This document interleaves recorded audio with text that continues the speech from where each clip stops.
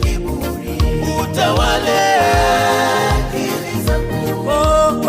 Bwana niongoze, uifundishe roho yangu habari za mbingu. Sikizeni kizazi changu, Mungu anaishi. Nipe moyo wa nyama uliopondeka, moyo uliotulia na unyenyekevu. Mimi si kitu kwako, mimi ni kama nani, unifinyange Bwana, unifinyange kama upendavyo, unifundishe Bwana.